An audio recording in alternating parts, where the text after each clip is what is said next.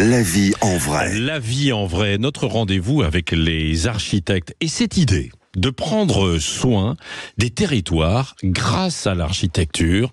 Nous en parlons ce matin avec Emmanuel Perrin, qui est évidemment architecte urbaniste. Bonjour. Bonjour Patrick. Merci d'être avec nous ce matin. Vous nous venez de Nice, notamment. Donc il y a le sud qui est derrière, mais pas seulement, bien sûr, aussi avec vous, parce que on en parle sur tout le territoire. Comment alors peut-on prendre soin, entre guillemets, de nos territoires grâce à l'architecture, Emmanuel Perrin? Merci Patrick pour cette question. Peut-être d'abord en guise d'introduction. Oui. J'ai une pratique un peu particulière en tant qu'architecte puisque je travaille dans une agence qui s'appelle Perrin Architecture que j'ai créée il y a 5 ans, mais aussi dans une association qui s'appelle Risk and Architecture Workshop que j'ai co-créée il y a 11 ans. D'accord. Cette association, elle est internationale dans 6 pays. On travaille sur les questions post-catastrophe au départ et de plus en plus en anticipation des changements climatiques, sur de la prospective. C'est-à-dire à penser à demain, mais aussi à après-demain, donc dans le temps long. Construire du durable, quoi. Construire du durable, exactement. Du soutenable, quoi. Exactement. Et puis, on utilise ça pour nourrir la pratique d'architecte de terrain, extrêmement localisée dans les territoires, avec Perrin Architecture. D'accord. Et donc, à travers ces deux pratiques, on cherche à prendre soin du territoire. Ça veut dire quoi, prendre soin du territoire? Ça veut dire réfléchir. Et puis après, comment ça se concrétise, quoi? Alors, de plusieurs manières. Déjà, on regarde à large échelle. Où est-ce qu'on se situe? De manière géographique, puisqu'on ne va pas répondre de la même manière en fonction du fleuve à côté duquel on se trouve, de l'orientation des bâtiments. Nous, en plus, on a la chance de travailler sur un territoire entre mer et montagne. Donc, évidemment, le contexte compte. Vous êtes un petit peu privilégié pour ça. Énormément, bien sûr, je le revendique.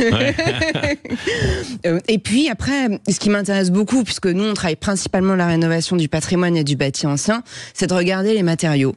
Donc, d'où ça vient le plus local possible. Et puis, c'est vrai que dans le patrimoine, on travaille avec des matériaux nobles, plutôt la pierre, plutôt le bois, des matériaux qui sont plutôt massifs, qui sont aussi retransformables facilement. Ce qui est moins le cas des matériaux composites comme le béton, comme le plastique. Et puis, la troisième ressource avec laquelle on travaille, quand on fait du bâti ancien, c'est le savoir-faire de nos artisans partenaires. Et ça, c'est extraordinaire en tant qu'architecte parce qu'ils nous apprennent autant que nous, on leur apprend en fait. Donc je dirais que c'est tout ça, prendre soin de le territoire, c'est aussi de l'économie territoriale locale, en faisant travailler les entreprises qu'on connaît, qui ont des savoir-faire qui sont en fait non délocalisables, si je peux dire. Oui, non mais c'est vrai. Donc il y a avec le travail avec les matériaux, comme vous le dites, et puis il y a aussi l'insertion de ce que l'on va alors rénover quand il s'agit de rénovation, mais aussi c'est de la construction neuve, bien sûr, de l'insertion aussi dans le paysage, quoi. Bien sûr, il y a un rapport au grand paysage et aussi à l'îlot. Ce qu'on n'a pas fait pendant des années, quand même. Bien sûr, on a la chance, je pense, notre génération, de vivre aussi ce tournant où en fait les espaces extérieurs, les persiennes, les pergolas, mais aussi les espaces non bâtis, paysagers, sont tout aussi importants. Surtout qu'on travaille de plus en plus sur le chaud. Et donc le paysage, il a toute sa place par rapport à ça.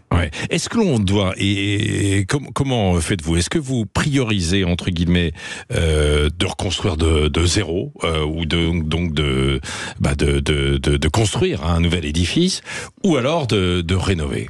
Elle est un peu provocante, votre question. Non, mais ça concerne en fait tout le monde. À chaque fois, on se pose la question. Et pendant des années, on a dit on rase et puis on construit. Aujourd'hui, ça change, quoi. Bien heureusement. sûr, on vient un changement de paradigme. Et en plus, nous, dans l'agence, on met un point d'honneur, évidemment, à rénover et à réparer. Donc, aller loin dans les diagnostics, comme un médecin, quand on a un bâtiment en face de nous, on va aller chercher quelle est la pathologie, est-ce qu'il y a des problèmes d'humidité, est-ce qu'il y a des problèmes de structure, et puis mener une enquête pour comprendre l'histoire de ce bâtiment, et puis regarder le couple bâtiment usager, qui vit à l'intérieur, etc. Et surtout, on fait attention à la rénovation énergétique dans le bâti ancien. Attention à pas appliquer des solutions toutes faites, mais vraiment travailler sur cette Quand vous dites solutions toutes faites, c'est-à-dire? C'est-à-dire qu'il peut y avoir un piège aujourd'hui dans la manière où sont organisées les subventions, par exemple, et qui s'appliquent parfois mal au bâti ancien et qui vont dans le court terme résoudre des problèmes et dans le long terme en créer des plus gros, notamment sur ces problématiques d'humidité, de ventilation, etc. Donc nous, architectes, on s'intéresse vraiment sur l'isolation, par exemple, quoi. Exactement.